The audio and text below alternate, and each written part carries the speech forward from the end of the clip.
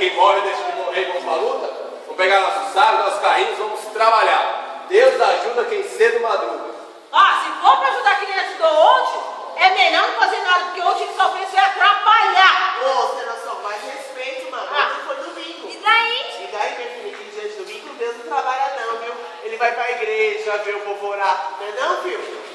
Fala aí, profeta. Deus ele escuta a gente em qualquer lugar. Tipo, se eu falar pra ele daqui, será que ele escuta?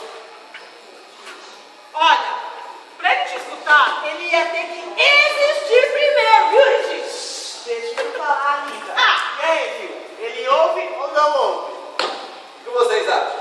Eu acho que é melhor a gente ir pra Linda, porque eu não quero ir dormir no relevo. E Deus não tem nada a ver com isso. Bora, gente! Eu também acho melhor a gente ir. Vamos levantando. Se a gente não sair daqui, a gente nunca vai ser nada. Ó, Bia, deixa de ser sonhadora, menina. Você acha que não tem que trabalhar aqui dia e noite pra ser alguma coisa nessa vida? Oxe. Eu vou ser bailarina. Não, filha, tu já tá no rumo certo, viu? Já começou dançando, né?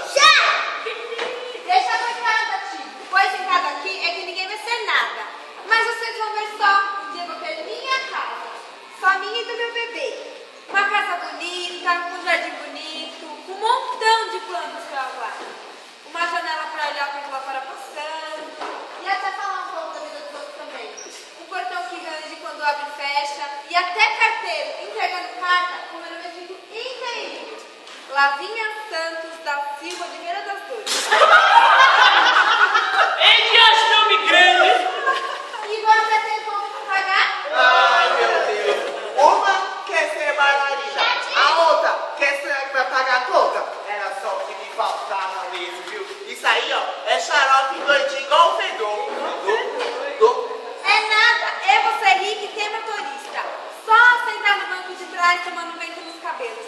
Mas vidro elétrico, não aquele de maçaneta não, hello? Tá certo, menino. É bom ter uma esperança para se apegar. Mas por enquanto, vamos trabalhar. Vamos, Edu. Bora trabalhar. Também? Não, Fedor, fica aí. Fica aí bem deitadinho. E a comida vai chegar na sua matriz e dinheirinho no seu bolso, tá? Fica aí.